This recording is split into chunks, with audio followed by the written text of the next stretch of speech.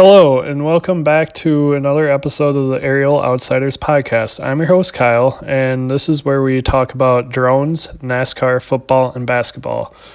All right, Outsiders, let's buckle up. NASCAR just dropped the 2026 Cup Series schedule, and it's got some curveballs, some comebacks, and a few head-scratchers. Let's break it down. This podcast is brought to you by Netzel Air Drone Services, LLC, an Omaha-based drone company specializing in small events, construction monitoring, real estate, and thermal imaging. Schedule your drone inspection today. Alrighty, so let's get it right into it, you guys. NASCAR dropped the schedule. There's some new tracks and some big moves here with the schedule. The biggest news is that the Chicago Street Course is going away. We no longer have that in Chicago. Instead, NASCAR has decided to take NASCAR racing to San Diego's very own naval base Coronado, which hosts its first ever Cup Series event on June 21st. NASCAR is planning on taking the Truck and Xfinity Series. Well, no longer the Xfinity Series. That's a whole nother news. It is now the O'Reilly's Auto Parts Series. Bam! So, sorry, I just had to get that in. But I'm sure O'Reilly's is happy that I just did their little tune there.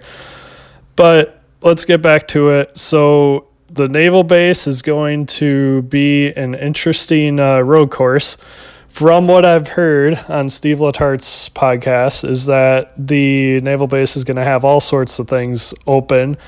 I'm sure there's going to be carriers, all the different destroyers and stuff that the Navy can showcase because that's what the Navy does. They showcase their stuff. But that'll be an exciting weekend. If you're in the area, go ahead and check it out. So in the place of Chicago, the Chicagoland Speedway is back. First time in 2019 that NASCAR has gone racing there. And that will take the place of the Chicago Street Course, which was on the July 4th weekend. So Chicago, you still have your July 4th race, but it's at the Chicagoland Speedway in Joliet, Illinois. This new Gen 7 car seems to race really good on the intermediate tracks from the races that have been ran. Similar to, say, a Kansas or a Las Vegas-esque type of race. I do believe that NASCAR has maybe made a good decision. We'll see. We'll see. We haven't raced there in 2019, especially not with the next-gen car. So that remains to be seen how good of a race that will be. And then the next one I want to highlight is North Wilkesboro Speedway gets its first points-paying race in NASCAR since 1996. And that will happen July 19th. So that's a win for the old school crowd. I don't remember personally ever getting to watch that on TV because I at that time I was 4 years forward or 5 years old. So I remember playing outside most of the time. But that will be an exciting race to watch, especially since the All-Star race has been held there in the past 2 seasons. And you may be wondering, okay, where's the All-Star race? The All-Star race happens to land in Dover for next year. So that is kind of an interesting pick.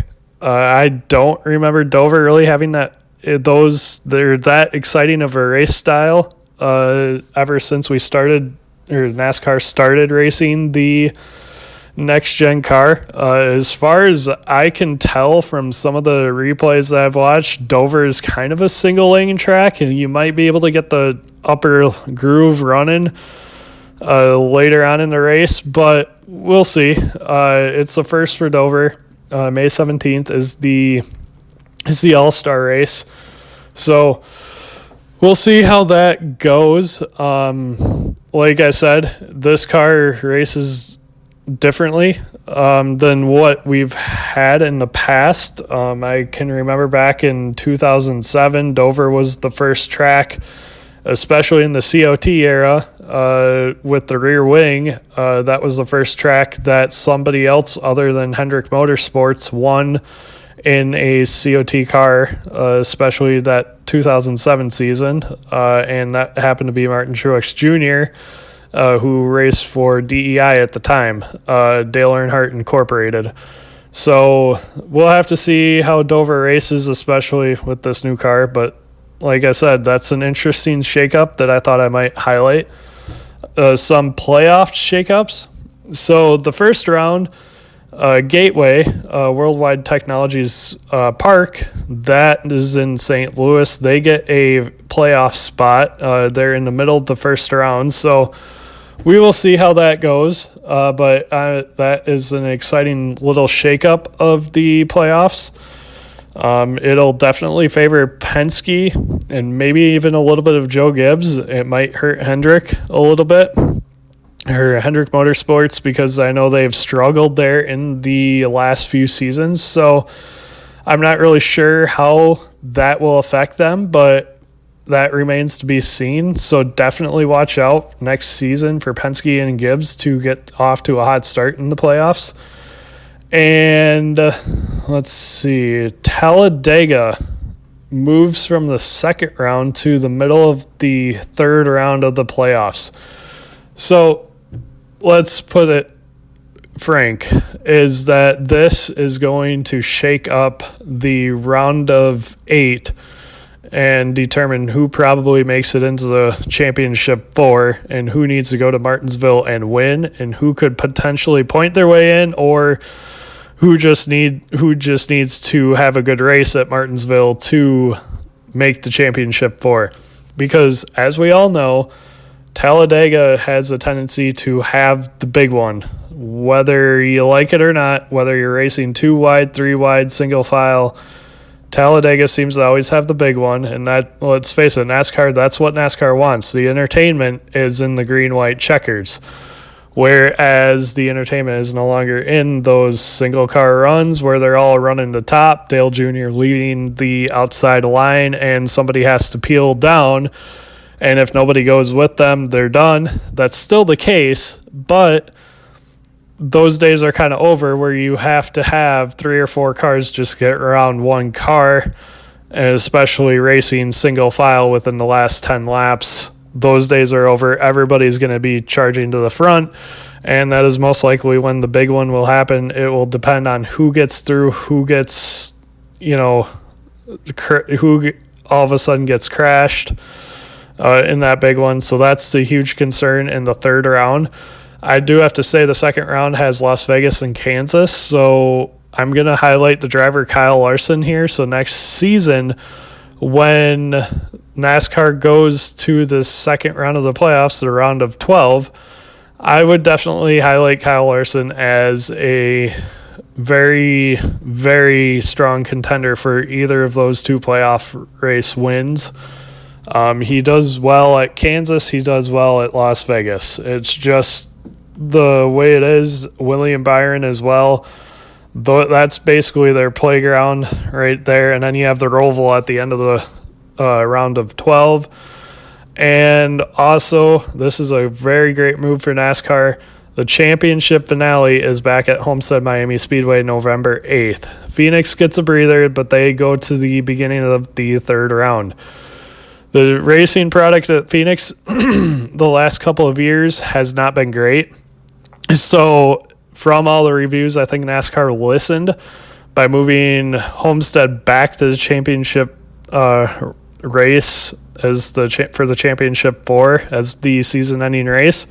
I like it, and Homestead has proven over the last few years that it deserves to be that race.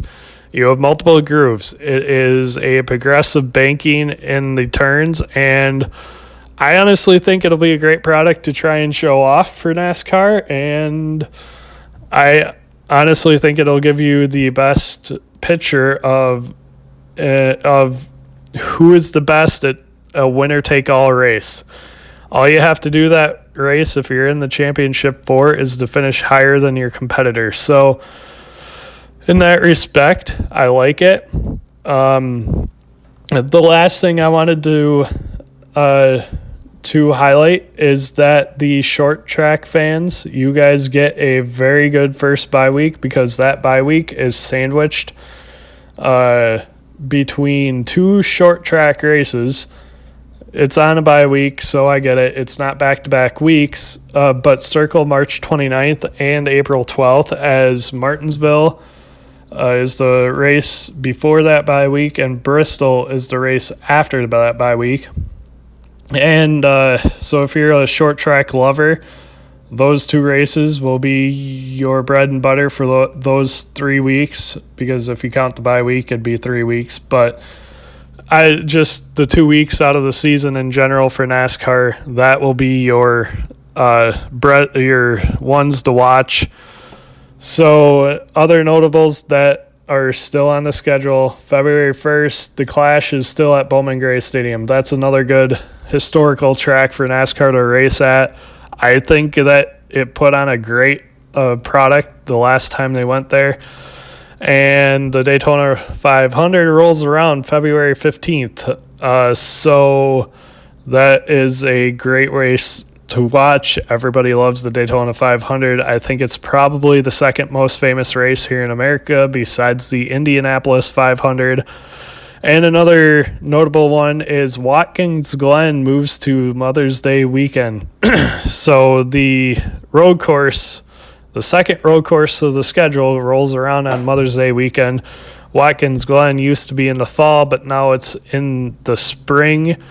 We will see how that races, but Watkins Glen should be a good race. And another small notable that I noticed is that with the new road course race at the Naval Base, Coronado, and giving a points-paying race to North Wilkesboro and still having Bowman Gray Stadium on the schedule, I think that is a win for NASCAR just because it goes back to your roots. It, shows some of the older tracks that today's generation may not remember or have never seen at all. And I think that is great for NASCAR just because it shows honor to their past history. It goes back to your roots, which is a good thing in the sports world. Now, if we could just get Rockingham back on the schedule, that would be great. I know it's on the O'Reilly Auto Parts Series schedule next year, I do believe, if I'm not mistaken. I'll have to go back and check that. And so, with that being said, I like the fact that they have kept those older tracks on the schedule, and I think it makes for some great racing. I think we will have a great season next season. Also, the end of this season is still rolling around. We are one race away from the end of the regular season playoffs. William Byron this year, he's already wrapped up the regular season points championship, so the race is on for second and so on for the points battle in the regular season for NASCAR as of this year. And this Saturday night, Daytona wraps that up, so that should be an exciting race, and tune in Saturday night to watch that. Like always, I'm your host, Kyle. Thank you so much for listening.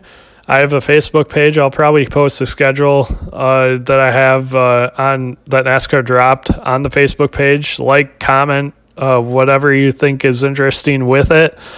And then, like always, I'll post this here shortly. And thank you again so much for listening. And thanks for all your support. And tune in for the next one. Have a great one.